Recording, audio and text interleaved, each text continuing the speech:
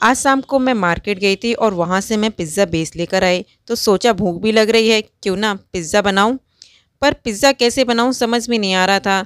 मैंने जब माइक्रोवेव ख़रीदा था तो कुछ क्लास उसकी अटेंड करी थी मैंने माइक्रोवेव की, तो उसमें दिखाया था कि पिज़्ज़ा को आप इस तरह डायरेक्ट प्लेट में रखकर बना सकते हैं।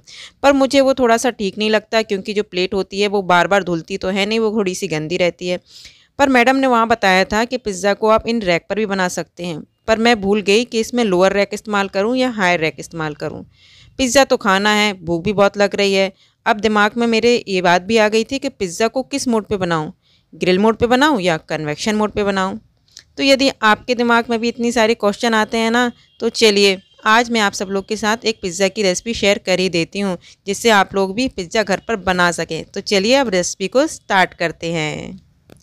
तो देखिए इतना शानदार पिज़्ज़ा बनने वाला है आज हमारे माइक्रोवेव में। यदि आप भी इतना अच्छा पिज़्ज़ा अपने माइक्रोवेव में बनाना चाहते हैं तो वीडियो को लास्ट तक ज़रूर देखिएगा। तो चलिए अब मैं आप लोग को दिखाती हूँ कि पिज़्ज़ा बनाने के लिए आपको सबसे पहले क्या लगने वाला है।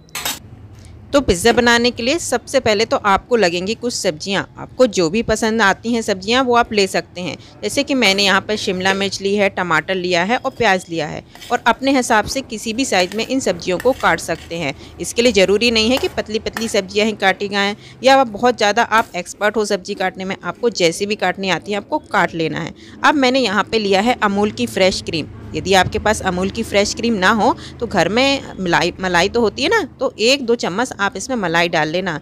एकदम अलग तरीके की पिज़्ज़ा की रेसिपी आज मैं आप लोग के साथ यहाँ पर शेयर कर रही हूँ। ऐसी रेसिपी आप लोग को कहीं नहीं मिलेगी, तो वीडियो को लाइक तो ज़रूर कर देना। अब देखो मलाई तो डाल ली है ना, तो अब हमने यहाँ पर डाल दिया है 2 चम्मच करीब पिज़्ज़ा सॉस। पिज़्ज़ा सॉस ना हो तो सेजवान चटनी होगी आपके घर में, तो आप वो भी डाल सकते हैं। अब इसमें हमें डालना है 1 से 2 चम्मच करीब टमाटो केचप। टमाटो केचप डालने के बाद कुछ मसाले भी अब हम इसमें ऐड कर देते हैं, जिससे कि हमारा जो पिज़्ज़ा है वो टेस्टी लगे। तो सबसे पहले हमें इसमें डालना है पिज़्ज़ा हर्ब्स। इसके बिना तो पिज़्ज़ा बन ही नहीं सकता है, क्योंकि इसी से तो पिज़्ज़ा में टेस्ट आता है। और अब हम इसमें डाल देते हैं थोड़ी सी काली मिर्च का पाउडर। काली मिर्च का पाउडर ना हो तो लाल मिर्च के जो पाउडर होता है वो भी डाल सकते हैं। अब थोड़ी सी चिली फ्लेक्स डाल दी है। आधा चम्मच हम इसमें डाल रहे हैं अदरक और लहसुन का पेस्ट। अदरक और लहसुन का पेस्ट ज़रूर डालिएगा, पिज़्ज़ा एकदम मस्त बनता है। अब डाल देते हैं थोड़ा सा नमक। नमक डालने के बाद अब इन सारी चीज़ों को हम मिक्स करेंगे। लेकिन हाँ, एक चीज़ और डालनी है आपको। इसमें डालना है आपको 1 से 2 चम्मच करीब ऑलिव ऑयल। ऑलिव ऑयल ना हो तो घी को मेल्ट करके आप इसमें 1 से 2 चम्मच करीब घी भी डाल सकते हैं। अब इन सारी चीज़ों को हमें अच्छी तरह से मिक्स कर देना है। ये हमारी जो पिज़्ज़ा की जो टॉपिंग है ना वो बन के तैयार हो गई। हमेशा मैं पिज़्ज़ा इसी तरह से बनाती हूँ, इससे मुझे पिज़्ज़ा बनाने में बहुत आसानी होती है, क्योंकि मुझे सब्जियों को सजाने की ज़रूरत नहीं पड़ती है। मैं डायरेक्ट इसी तरह से जो सब्जियाँ हमने इस तरह से ये मैरिनेट करी ना, इसको हमें डायरेक्ट पिज़्ज़ा में डाल देना रहता है। अब मेरे पास घर पर थोड़ा सा पनीर पड़ा था, तो सोचा मैं इसमें पनीर भी ऐड कर देती हूँ, जिससे हमारा पिज़्ज़ा और भी टेस्टी लगे। लेकिन यदि आपके पास पनीर नहीं है तो आप इसे स्किप भी कर सकते हैं। अब पनीर को भी हमें इसमें अच्छी तरह से मिक्स कर देना है, जिसमें हमने इसमें जो भी स्पाइसेस डाले हैं वो पनीर में भी अच्छी तरह से लग जाए। अब इन सारी चीज़ों को हमें थोड़ा सा साइड में रख देते हैं, और अब हम यहाँ पर ले लेते हैं पिज़्ज़ा बेस। आज मैं जो पिज़्ज़ा बना रही हूँ वो पिज़्ज़ा बेस से बना रही हूँ। तो यहाँ पर मैंने बड़े वाले पिज़्ज़ा बेस लिया है। मार्केट में 2 टाइप के मिलते हैं, एक छोटे वाले और बड़े वाले भी, तो मैं बड़े वाला ही लाती हूँ। ये बड़े वाले पिज़्ज़ा बेस 2 का कॉम्बो रहता है, जिसमें कि हमें पड़ते हैं ये 50 रुपये के, मतलब 25 रुपये का एक। तो ये मुझे अच्छा लगता है, और ये बड़े भी रहते हैं ना, तो ये 2 बार में ही हमारे बहुत सारे पिज़्ज़ा बन के तैयार हो जाते हैं। तो अब मैंने ऊपर से थोड़ा सा पहले तो लगाया जो पिज़्ज़ा सॉस होती है वो, और अब ये सब्जियां हम इसमें डाल देते हैं। रैंडमली आपको जो सारी सब्जियां हैं इस तरह से डाल देनी है, कोई भी सजाने वजाने की ज़रूरत नहीं है, बस इस तरह से आपको सब्जियों को फैला देना है। जब सब्जियां अच्छी तरह से फैल जाएंगी ना, तब हम इसमें डालेंगे चीज़ आप अपने पसंद का कोई भी ले सकते हैं। ये मैंने ग्रेटेड चीज़ लिया है, ये मैंने रिलायंस फ्रेश से लिया है। तो आप चाहें तो अपने यहाँ का रिलायंस फ्रेश से इस तरह से चीज़ ले सकते हैं। ये मुझे अच्छा लगता है, क्योंकि मुझे ग्रेट करने की ज़रूरत नहीं पड़ती, बस डायरेक्ट इस तरह से डाल देना रहता है। अब मेरे पास कुछ ऑलिव्स पड़े थे, तो मैं इन ऑलिव्स को भी इस पिज़्ज़ा में डाल रही हूँ। ऑलिव्स डालने से मुझे पिज़्ज़ा बहुत ही ज़्यादा सुंदर लगता है, इसलिए मैं ऑलिव्स का यूज़ करती हूँ। यदि आपके पास ऑलिव्स हों तो आप ज़रूर डालिएगा, इससे पिज़्ज़ा का लुक एकदम चेंज हो जाता है और एकदम मार्केट जैसा लगने लगता है। अब हमारा पिज़्ज़ा रेडी है माइक्रोवेव में जाने के लिए। तो आपको यहाँ पर अपने माइक्रोवेव का जो कन्वेक्शन मोड है उसको सेट करना है।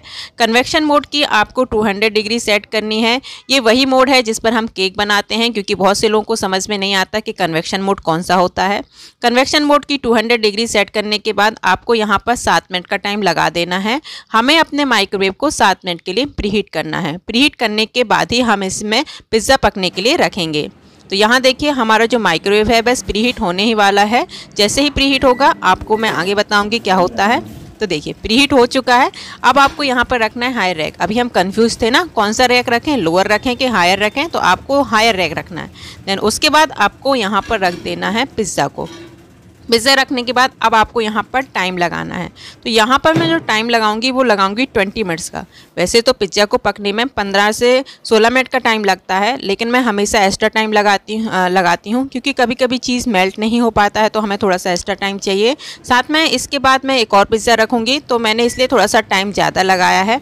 हमेशा जब आप इस तरह से टाइम लगाएं तो 15 मिनट के बाद आप एक बार पिज़्ज़ा को चेक कर लीजिएगा, क्योंकि 15 से 16 मिनट में आपका जो पिज़्ज़ा है वो बन जाता है। तो यहाँ पर 15 मिनट करीब हो चुके थे, तो मैंने एक बार पिज़्ज़ा को चेक किया। तो पिज़्ज़ा जैसे ही मैंने चेक किया तो इसका जो चीज़ है अच्छी तरह से मेल्ट हो गया था, अच्छी तरह से इसमें कलर आ गया था। तो मैंने इसको निकाल दिया और दूसरा जो पिज़्ज़ा है उसको पकने के लिए रख दिया। अब इस पिज़्ज़ा को मैं फटाफट से कट करके दिखाती हूँ कि किस तरह से बना है। यदि आपके यहाँ रेडीमेड पिज़्ज़ा बेस मिलता है ना, तो पिज़्ज़ा बनाना माइक्रोवेव में बहुत आसान होता है। लेकिन यदि रेडीमेड पिज़्ज़ा बेस आपके यहाँ नहीं मिलता है तो भी मैंने बहुत सारी रेसिपी शेयर करी हैं, जिसमें मैंने आपको आटे से पिज़्ज़ा बेस बनाना बताया है और उससे पिज़्ज़ा बनाना सिखाया है। और बहुत सारी, जैसे कि यदि आपके पास ईस्ट नहीं है, सिर्फ इनो से बनाना है, ऐसे बेकिंग पाउडर से बनाना है, तो बहुत सारी रेसिपी मैंने पिज़्ज़ा की शेयर करी हैं। एक प्लेलिस्ट बनाई है मैंने पिज़्ज़ा की रेसिपी की, तो आप चाहें तो उसे देख सकते हैं। एक पिज़्ज़ा मैंने जैसे ही कट किया वो सब लोगों ने ले लिया, तो मैं उसका ज़्यादा वीडियो नहीं बना पाई। तो यह मैं सेकंड वाला पिज़्ज़ा मैंने इसे भी रख दिया था और ये भी पक चुका है, तो इसे भी मैंने निकाल लिया है। और आप ये देखिए दोनों ही पिज़्ज़ा हमारे बहुत ही शानदार बने हैं। तो इस तरह से आप अपने माइक्रोवेव में पिज़्ज़ा बनाइए। और आज का वीडियो कैसा लगा कमेंट करके ज़रूर बताइएगा। मिलती हूँ आप सब लोगों से नेक्स्ट वीडियो पर। जब तक आप अपना भी पिज़्ज़ा एंजॉय करिए और मैं अपना पिज़्ज़ा एंजॉय करती हूँ। तब तक के लिए thank you so much watching my video. Bye bye.